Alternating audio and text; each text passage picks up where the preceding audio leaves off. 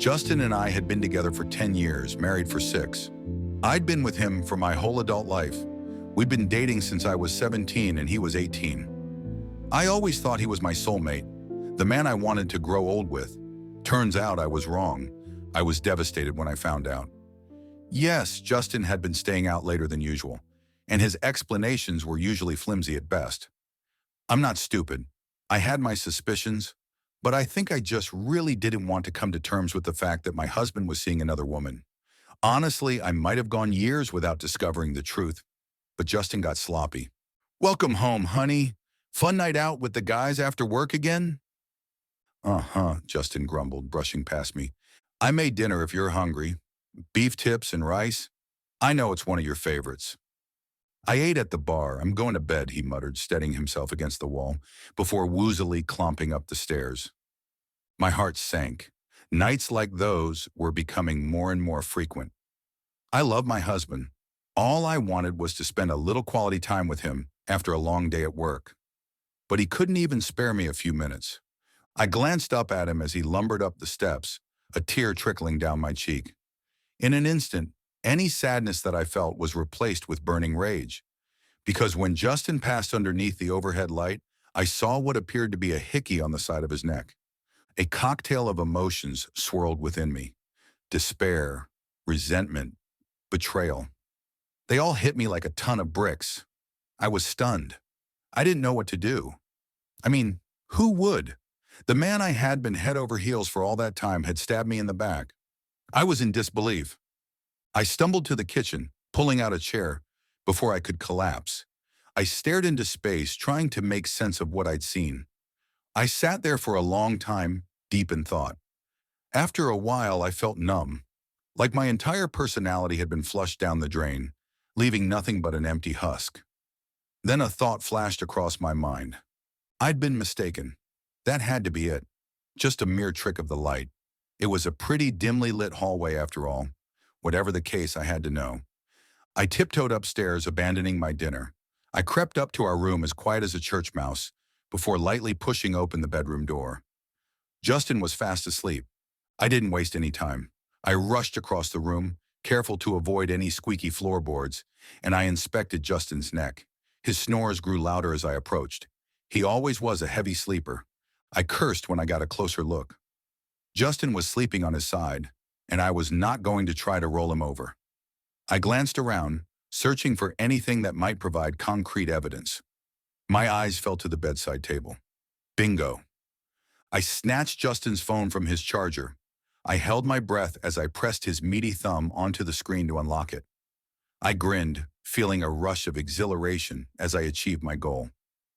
"Wha?" I froze. Justin groggily opened his eyes a sliver as my hand hovered over him. My blood turned to ice, and I prayed with all my might that my husband would just go back to sleep. To my immense shock, my prayers were answered. Justin mumbled incoherently under his breath before grabbing a fistful of covers and nodding off. I'd escaped by the skin of my teeth. I had to be more careful. The first thing I did was check Justin's texts. I immediately saw a woman's name I didn't recognize. My heart shattered when I read the messages. "Hey, baby, last night was incredible. See you again after work today?"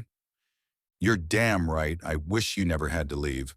What about that wife of yours, though? Won't she get suspicious?" "Her? Not a chance. Even if she does find out, she won't leave. I could murder a baby in front of her, and she'd still think I was a saint." A deep-seated rage bubbled within me. Did Justin really think that little of me? He clearly saw me as nothing more than a spineless, codependent pushover. Well, I'd show him.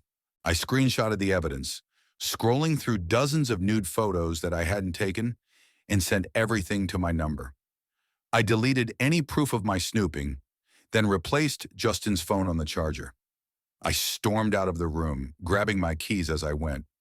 I made it halfway across the living room when the realization hit me. I had nowhere to go. All my family lived 7 hours away. It was too late to book a decent hotel, and I really didn't want to drag any of my friends into my drama. Not yet, at least. That left me with one option. I had to sleep on the couch. I plopped down onto the sofa and sighed. I didn't want to have to confront it, but I knew what I had to do. In the morning, I was going to find a lawyer and start the divorce process. The thought alone was enough to break me. No matter how hard I tried, I couldn't hold back my tears any longer. I cried like a baby, silently sobbing into a scratchy pillow for what must have been hours. My eyes were puffy by the time I was done. I couldn't fathom falling asleep in a state like that, but I must have at some point, because the next thing I remember, sunlight was flooding through the blinds. "Morning, babe. How'd you—" The rest of the sentence caught in my throat. That was right. Justin and I were about to be over. I grabbed my phone from the coffee table, tears stinging at the corners of my vision. I opened up the texts I'd sent myself as proof that the past 12 hours hadn't been some twisted nightmare. But the messages were gone. My eyes grew wide as I stared at the screen. That couldn't be right. They'd been there, clear as day the night before. Something wasn't adding up. I suddenly paused, bolting upright. Was that breakfast? The tantalizing aroma of eggs and bacon wafted around the corner from the kitchen. My brows furrowed. Justin never cooked. My breathing was shallow as I tentatively shuffled toward the kitchen. Curiosity gnawed at me like a piranha. I apprehensively peeked around the corner, unsure of what I would find. To my shock, there was my husband, humming a little tune while flipping pancakes. I rubbed my eyes. Was I seeing things? Surely I was delusional from lack of sleep. That had to have been it. Then Justin turned, his icy blue eyes locking onto mine. "Morning, princess. I hope you're hungry. I saw you sleeping on the couch, and I thought you might not be feeling well, so I decided to make you a hot meal to help you get better." My heart skipped a beat. Was this really my husband? It looked like him, sounded like him too. Still, I was weary. Yeah, just feeling a little under the weather is all. Are you feeling okay? You're acting different." "Never been better. Honestly, I think I've really turned a new leaf," he said, placing a steaming plate before me. "The old Justin is kaput. From now on, I swear I'm going to be the best husband I can be." Our gazes connected, and I searched his expression for answers. He seemed genuine. If this was an act, it was a damn good one. "Thanks, babe. That really makes me happy to hear." Justin beamed at me, the warmth of his smile seeping into my heart. It had been years since he looked at me like that. "Well, get used to it, because I'm keeping my word. I love you, Lydia." I wanted to be suspicious. I wanted to remain silent. I wanted to keep my guard up. But how could I? All I needed was love and attention, and I was finally getting it. For the first time in a long time, it felt like my husband actually cared. "I love you too, Justin," I muttered before digging into my meal. A big part of me was still leery of my husband. His timing was pretty convenient after all, but even with all my doubts, Justin was seemingly sticking to his promise. He took me out on dates, paid to get my nails done, bought me flowers. He even started shouldering most of the housework. Needless to say, I was impressed. If he would have kept that up, I might have never suspected a thing. But one night he slipped up. We were cuddled up on the couch, watching The Truman Show when I asked. Now I wish I would have kept my mouth shut. "Hey, babe?" "Yes, my love?" Justin asked, his eyes still glued to the screen. "If someone close to you was an imposter, like a perfect replica except for a few tiny changes, do you think you'd notice?" Justin tensed up, his eyes wide as he slowly turned to face me. A blank stare had overtaken his expression. A chill rippled through my body when he looked at me like that. He was beginning to frighten me. "I suppose so. Why do you ask?" His voice was monotone, dripping with a tinge of urgency. I didn't know how to process his sudden shift in personality. "It's the premise of the movie we're watching." I watched as the color seeped back into his face, and he loosened up, breathing a sigh of relief. I cocked a curious brow. Why was he acting so strange? "That makes sense." We sat there in an uncomfortable silence, shifting our attention back to the TV screen. After a few more tense moments, I couldn't take it anymore. "I've got to use the restroom and charge my phone. I'll be right back. No need to pause the movie for me." Justin nodded before grinning up at me. His smile. Had his teeth always been that straight? "Okay, baby girl. Hurry back. Wouldn't want your spot to get cold." Yeah, sure thing. I practically bolted up the stairs, locking myself in our room. I slumped against the door, trying to steady my palpitating heart. What was going on? Was it just me, or was that some seriously freaky behavior? Either way, I needed a second to calm down. I had my eyes shut, focusing on my breathing when I heard it. My phone was buzzing from inside my pocket. I hurriedly retrieved it, glancing at the screen. Unknown number. I normally don't answer calls from strangers, but something compelled me. Maybe it was intuition, or perhaps I just wanted someone to talk to other than my husband. In the end, I accepted the call. Hello? Lydia? Lydia Atkins? Speaking. Look, this is going to sound crazy, but I need you to hear what I have to say. Uh, okay. I suddenly jolted up from my spot on the floor and stared at the locked door separating me from the hallway. Loud knocks rattled it in its frame. Lydia! Lydia! Who are you speaking to? Panic surged through me as I scrambled for an answer. It's my mom. Go back downstairs. I'll be there in a minute. That was him, wasn't it? The caller said. That was my husband, yes. Why do you ask? I whispered, putting as much distance between myself and the door as possible. Lydia, I need you to hear me out. Can you promise me that you will? The pounding on the opposite side of the room grew even louder. Lydia, don't listen to her. She's a fucking liar. My stomach began to twist itself into knots. How did he know? I'm listening. I'll hear what you have to say. The woman on the other end of the line breathed an audible sigh of relief. Okay, my name is Adeline, and Justin and I have been seeing each other for about 9 months. That man in your house is not your husband. My blood turned to ice and I began to tremble. No, that couldn't be true. In a shaky voice, I asked the question that will haunt me until I die. How do I know you're telling the truth? There was a long pause, the bangs outside my door reaching a nauseating crescendo. When Adeline answered, I knew without a shadow of a doubt that I was in serious danger. Lydia, for the past week, Justin has been living with me. Adeline, if that's not my husband, then who is it? I tried to be calm, to think rationally, but Adeline must have picked up on the fear in my tone. Look, I don't know, but try to get out of the house if you can. I'm going to send you my address, and I'll explain everything in person. I have to go. I'm sorry. The line went dead. All the while, the hammering continued to escalate. Lydia, unlock this fucking door. I swear, if I have to break this damn thing down, I will. Those words sent a chill down my spine. Justin had only raised his voice at me a handful of times in the decade that I'd known him, and none of them were as threatening as that. I stood there momentarily stunned, but a hard kick from the other side of the door was all I needed to spur me to move. I snatched my keys from the bedside table and raced to the window overlooking the front lawn. I hurriedly unlocked it and began to pull. Come on, you piece of shit. Open, I muttered, a massive surge of adrenaline aiding my efforts. With one final heave, the window gave way, and not a moment too soon. The door began to splinter and crack.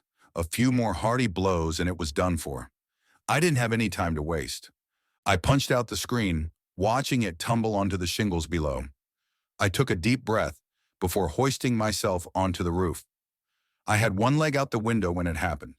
Whoever, or whatever, was pretending to be my husband finally managed to get inside. My eyes grew wide as he charged toward me. Lydia, don't do this. I can explain. I didn't want to hear what he had to say. Maybe that was stupid of me. Maybe I should have stayed and talked things out. But in that moment, Adeline's words kept surfacing to the forefront of my mind. Now I can only pray that I made the right choice. I pulled myself the remainder of the way out and slid down the roof, desperate to escape my pursuer. I yelped as I felt fingernails graze my arm. My heart jackhammered in my chest as I fell onto the grass. I scrambled to my feet, somehow unscathed aside from a few minor scratches, and bolted to my car. I flung open the door, threw myself inside, and jammed the keys into the ignition. Before I peeled out of the driveway, I briefly glanced up. Justin's look-alike was standing in the window, glowering at me. A devastating sense of dread consumed me as our eyes locked. That's what terrified me the most. His eyes.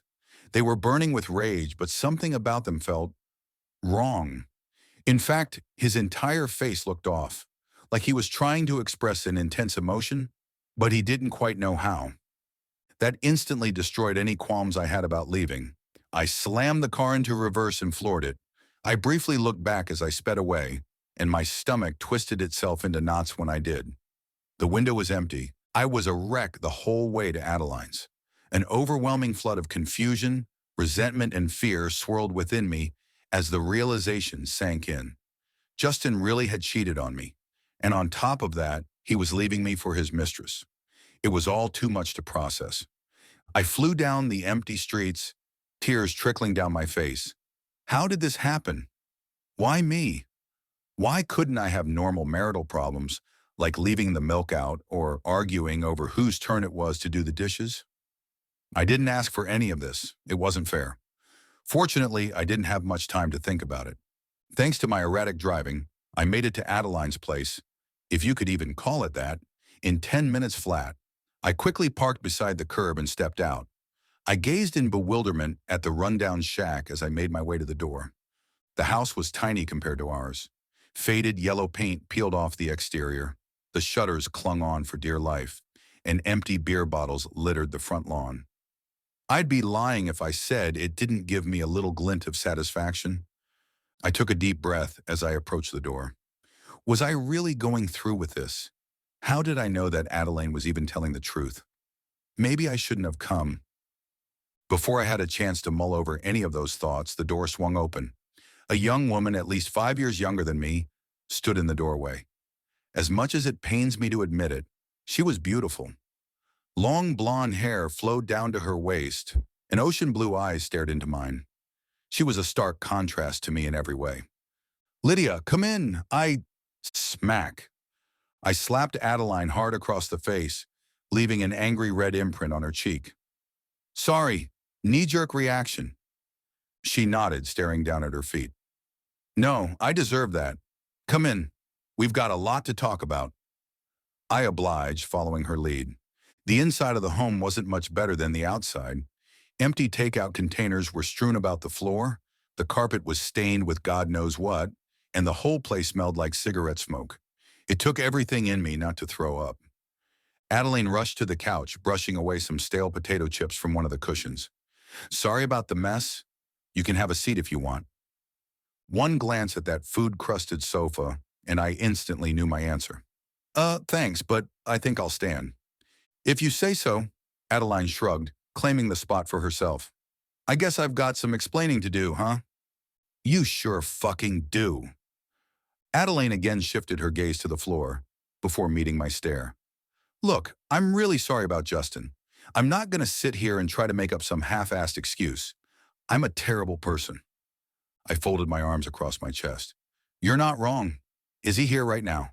You're at fault too, but Justin's the one I'm really pissed at." "No, he's at the bar. He said he had some drinking to do." "Lydia, I really am sorry. I know I can't make it up to you, but..." I held up my hand to stop her. "As much as I'd love to berate you and listen to you suck up to me the whole night, that's not why I came. I've got bigger problems to worry about." "How did you know about whatever took Justin's place?" Adeline bit her lip, twirling a few strands of hair between her fingers. "So tonight I went with Justin to get some of his things from y'all's house. He said you usually took a bath around that time, so he was just going to get in and get out before you noticed. But that thing, whatever it is, it met him at the door before he could go inside.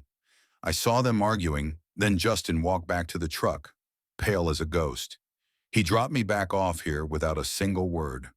After I saw that, I knew I had to warn you. I made Justin give me your number, and I called you right when I got home." I nodded, soaking in her revelation. "That makes sense. I was wondering how you got my info, but I still have so many questions. What is this thing, and how did it manage to replace my husband? I mean, it's even got the same truck as he does. How is that possible?" Adeline pursed her lips. "I don't know. I wish I had more answers for you. But Lydia, you have to listen to me. Whatever we're dealing with, I don't think it has good intentions. Watch this. It'll prove that I'm telling the truth," she said, pulling up a video on her phone. I leaned in to get a better look. The video was of Justin. He was standing on our front porch talking to himself. I could tell right away that the one facing the camera was the fake. It was too perfect. All his features were too smooth. I couldn't believe I hadn't noticed it before. The longer I watched, the more uneasy I felt. As the conversation progressed, I could tell that the real Justin was getting heated. There was no audio, but I could see him getting visibly more angry, even with his back turned, until it happened. The imposter's face began to twist and contort in unnatural ways. It was as if someone was molding clay with an invisible hand. And that's where the video ended.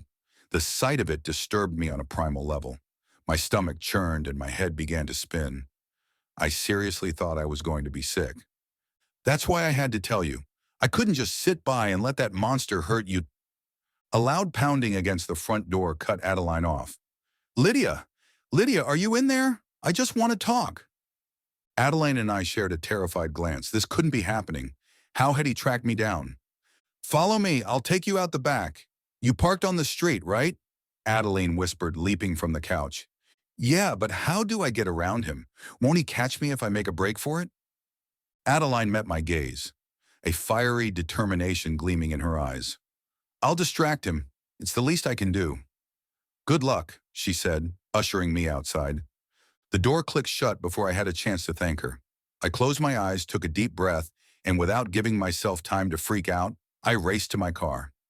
I squeezed my keys with a vice grip as I ran, the world around me devolving into a blur of colors. I didn't even spare a glance at the front porch as I flew past. I was too focused on making it off that property alive. I was mere inches from the safety of my car. I was so close. But then I heard it. Lydia, why are you running? Come on, don't be like this. I fumbled with the keys and scrambled to hop into my car. Justin 2.0 sprinted toward me at an inhuman speed. Behind him, the door to the house was hanging wide open, and Adeline was nowhere to be found. I hurriedly turned my attention back to the steering wheel. I slammed on the gas, my tires squealing as I sped away. I glanced in the rearview mirror, and my heart nearly stopped. The false Justin was standing beneath a street lamp. I don't know if it was my nerves or maybe the poor lighting, but I could have sworn that when I looked back, he was smiling. And for a moment, I was sure that I saw blood dribbling down his chin. I hyperventilated, tears flooding down my cheeks as I sped away. Once I was satisfied with the amount of distance I'd put between myself and Justin's doppelganger, I rolled into a gas station and parked at one of the pumps. I felt so lost, so confused. What the hell had just happened? Why did this thing want to track me down so badly? And Adeline, what had he done to her? I wasn't sure I wanted the answer to that question. I took a deep breath, trying to steady my palpitating heart. It's going to be okay. Just calm down and come up with a game plan. It'll all be over soon, I muttered, staring reassuringly at myself in the rearview mirror. I didn't truly believe that, but I had to do something. I couldn't afford to keep crying my eyes out and waiting there like a sitting duck. I needed a plan, so I did the only thing I could think to do. I hopped out of my car and prepaid for gas. My head was on a swivel as I inserted the nozzle of the tank. The gas station was desolate, save for an older gentleman smoking a cigarette by the front door. My foot tapped against the concrete as the fuel gauge slowly ticked up. My heart pounded like a jackhammer the entire time, just waiting to see that familiar red truck pulling in beside me. But it never did. I breathed a sigh of relief, placing the fuel pump back into its compartment. I glanced back at the man by the door for a split second before jumping back into the driver's seat. He was talking on the phone now, and was he, grinning at me? I didn't want to wait to figure out what he was planning. I zipped down the road and onto the interstate. I didn't know where I was going, but I knew that I needed to get far away from my husband's look-alike. Once I was on the open road and all the fear had begun to dissipate, it hit me. Everything. The cheating, the lies, the betrayal, all of it. It all crashed down on me like a tidal wave. What hurt the most was the false sense of security I was lulled into. I had let myself believe that Justin had changed, that he'd turned a new leaf with no provocation whatsoever. The thought that all that time, none of the love I'd been given was even real. It shattered my heart all over again. I'm not ashamed to admit that I cried. I sobbed uncontrollably as I continued down sparsely populated roads. I didn't want to be on the run from some unknown entity. I wanted to go back home and take a nice warm bath. But I knew I couldn't do that. I had been driving for a little over 3.5 hours before I started to get low on fuel again. I pulled off on the nearest exit. By that point, the adrenaline had worn off, and I was starting to get tired. I soon found myself at a rundown Motel 6 in the middle of bumfuck Egypt. The red and blue sign flickered as I pulled into the parking lot, a great indicator of the quality of the room I'd be staying in. I took a deep breath and looked at myself in the mirror. "Come on, Lydia, you can do this," I murmured, stepping out of the car. My eyes darted from left to right as I made my way to check in. My BMW looked so out of place beside all the rusted clunkers sprinkled throughout the lot. I picked up my pace, my heart rate spiking. A bell chimed as I opened the door to retrieve my key. A young man with black greasy hair sat behind the counter, reading a Playboy magazine. He didn't even look up as I approached. Hi, can I get a room?" The boy lazily glanced up at me before releasing a sigh. "Sure, $50. I pursed my lips as I fished around in my wallet. $50 a night for this dump? What a ripoff. I slapped the cash onto the counter, thanking my lucky stars that I wouldn't have to risk getting my bank information stolen from their card reader. The boy, whose name tag read Steven, handed me the key for room number 12 before pocketing the cash. I said, shooting him a glare as I snatched the keys. He gave me a slight nod before returning to his magazine. I nearly sprinted to room 12. I hurriedly jammed the key into the lock before shoving the door open. Right as I was closing it, something caught my eye. Headlights. I kept the door cracked just enough to see. Silly, right? Surely I was just being paranoid. There was no way that... It was him. Justin's truck cruised into the parking lot. It was unmistakable. The faded red paint, the dent on the driver's side door, the crack running down the entirety of the windshield. It was all there. I quietly locked myself in the room, my head spinning. How was this happening? I was so far from home. How had he found me again? The realization hit me like a ton of bricks. How stupid could I possibly be? The answer was so simple. I pulled out my phone, and there it was. Justin and I were sharing our locations. With everything that had happened, I hadn't even thought to turn it off. I knew it was too late, but I turned off location services anyway. I felt nauseous as I placed my phone back in my pocket. How accurate was that thing? Did the doppelganger know what room I was in? Morbid curiosity got the best of me. I had to know. With a shaky hand, I brushed back the blinds to my window. The second I did, tears began to trickle down my cheeks, and my blood turned to ice. He was outside. Justin's impersonator was standing directly outside my window. His eyes were wide and manic. The grin he wore looked off, like it was too big for his face. I couldn't move. I was paralyzed with fear. The fake Justin walked up to the glass and paused for just a moment. The silence was so deafening that the only audible noise was the blood pumping in my ears. And then he moved. His tongue lolled out of his mouth, and he slapped it against the glass with a wet thump. He dragged it upward, those inhuman eyes never breaking contact with mine. "I found you. It's time to stop running and let me in." His smile vanished as he gritted out those words. That was enough to snap me from my stupor. I let the blinds fall over the window and stumbled backward, nearly crashing into a table. That's where I am now, writing this at that table. I'm done for. It's only a matter of time before he breaks in. I phoned the front desk, but no one answered. I called the police too, but response times are slow this far out in the boonies. This will most likely be my final update. If the cops don't show up on time, I don't know what he'll do to me. My hands are trembling as I type this. He's trying to kick the door down, and I don't think it's going to hold. To anyone reading this, please listen to me. If you notice a sudden change in a loved one's personality, don't brush it off. Because it just might be this thing, wearing their face.